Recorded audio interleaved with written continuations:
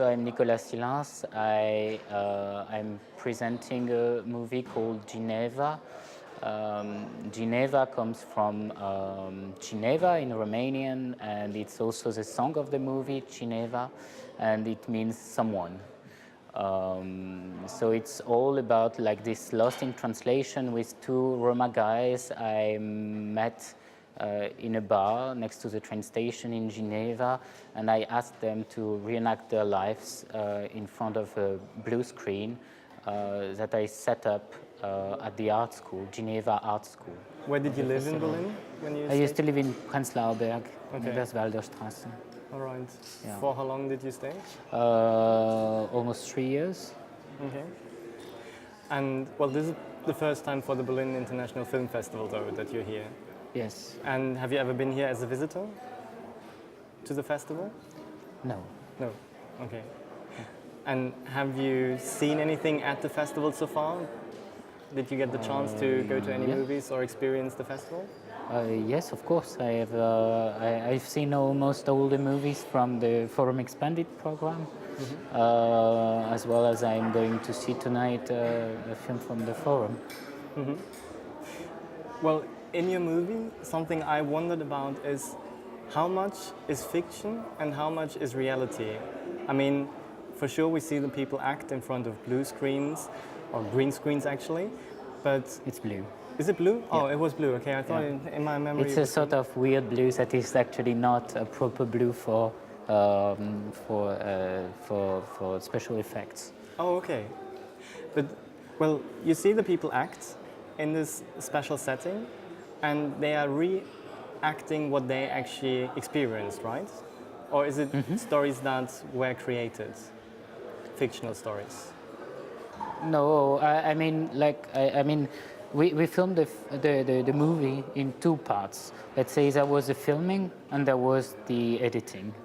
So for the filming, we did not understand what they were saying. Okay. And for the editing, we put this voiceover to understand what they were actually saying. So for the filming, it was a kind of experiment where we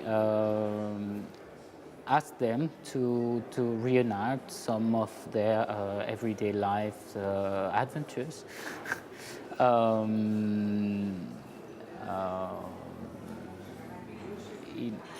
Where they are playing all the roles, you know, like sometimes they are the son and the mother, sometimes they are the client and then the escort, and it all has to deal with their own reality. So it's a kind of let's say an experiment that offers a kind of experience for the viewer.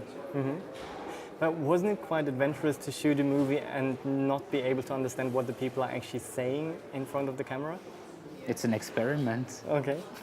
There was the excitement about it as well. Well, it's a film that is like quite spontaneous.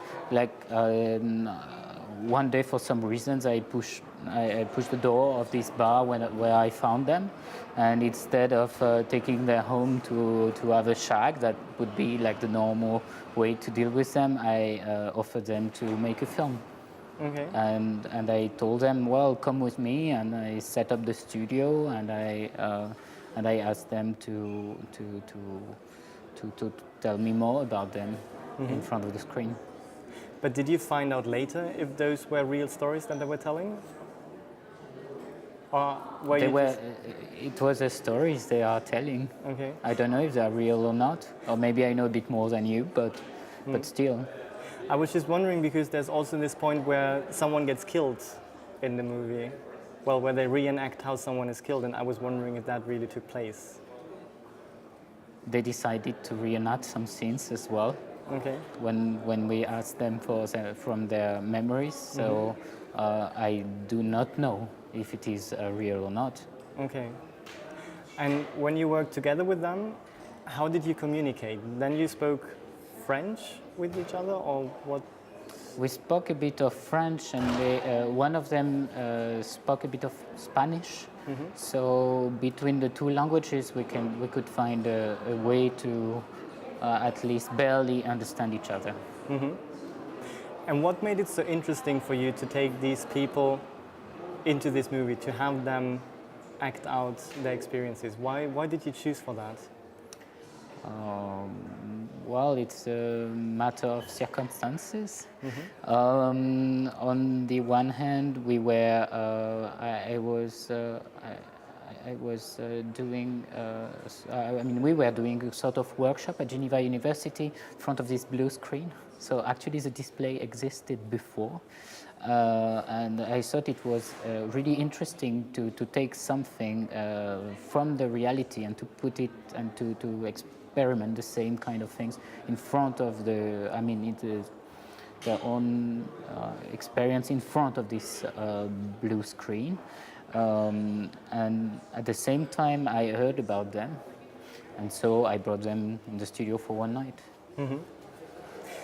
Well, the blue screen, to me, also, it gave me the feeling that something can be projected onto them, that they sort of themselves become the canvas for bigger ideas.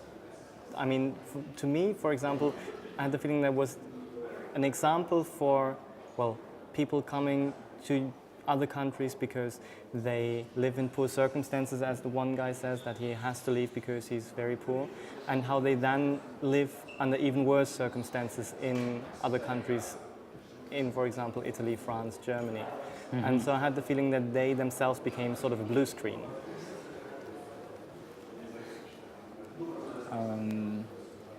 Maybe I have a small story that, like, you know, this movie called Wolf of Wall Street by Scorsese. When the team came to shoot in Geneva, the bank of the story, the bank where Leonardo DiCaprio is putting the money, still exists, and the bank decided to use some kind of wood in front of the bank to make sure that they don't shoot the actual bank in Geneva.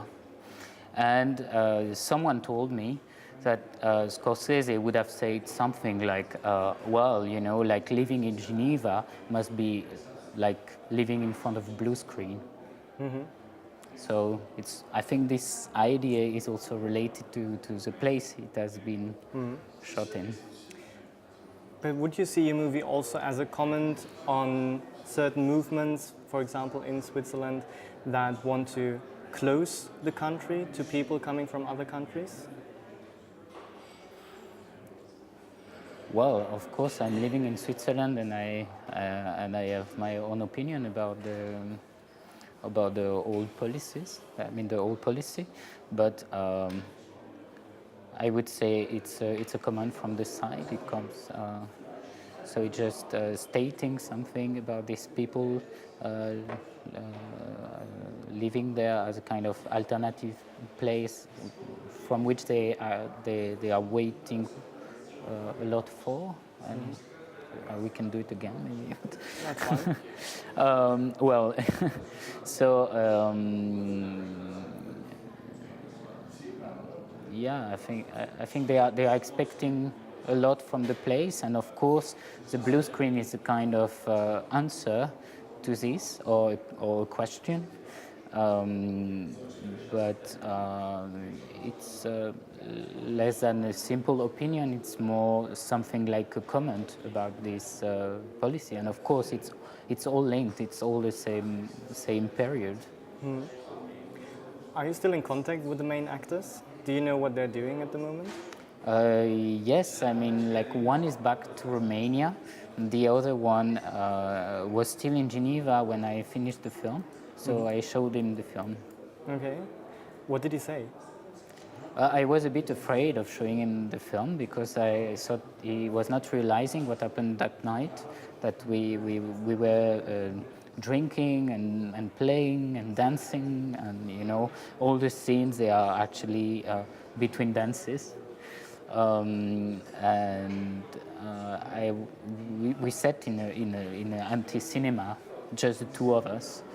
And at some point, when this scene of the client comes, it took my arm and say, well, you know, this is wrong, or something like that. Something I understood, like this is wrong. And then at the end, he told me, well, you can delete it and make me a DVD so I can show it to my family. Okay. So what he meant was, it is wrong that it's in there, or it is wrong that those things happen? I don't understand what he's saying. Okay.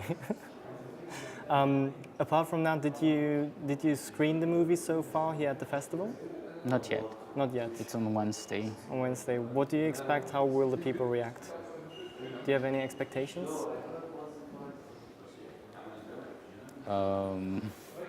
I know somehow how people can react. You have, I guess there is like different kind of reaction. You have this sort of formal reaction, like what is fiction, what is documentary, blah blah blah. Then you have the ethics reaction, like, well, is it really ethical to show them this way, and what does it bring to them?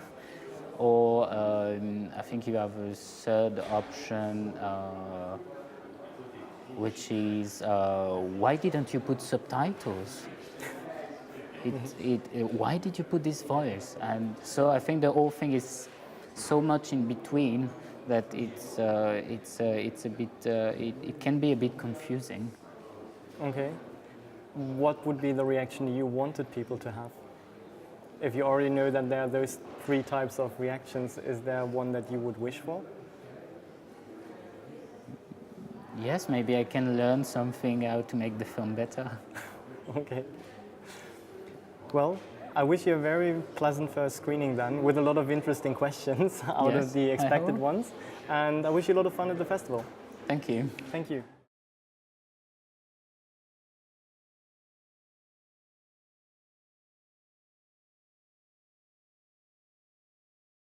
I set up at the art school, Geneva Art School. Where did you live in Berlin when you I used to live in Prenzlauer Berg, Okay. in the Westwalder Straße. All right. Yeah. For how long did you stay? Almost 3 years. Okay. And well, this is the first time for. So it's all about like this lost in translation with 2 Roma guys I met in a bar next to the train station in Geneva, and I asked them to reenact their lives in front of a blue screen. The Berlin International Film Festival, though, that you're here. Yes. And have you ever been here as a visitor to the festival? No. No. Okay. And have you seen anything at the festival so far? Did you get the chance to go to any yeah. movies or experience the festival? So I'm Nicolas Cilins. I'm presenting a movie called Gineva. Gineva comes from Cineva in Romanian, and it's also the song of the movie, Cineva, and it means someone. Yes, of course. I've seen almost all the movies from the Forum Expanded program, as well as I'm going to see tonight a film from the Forum. Well, in your movie, something I wondered about.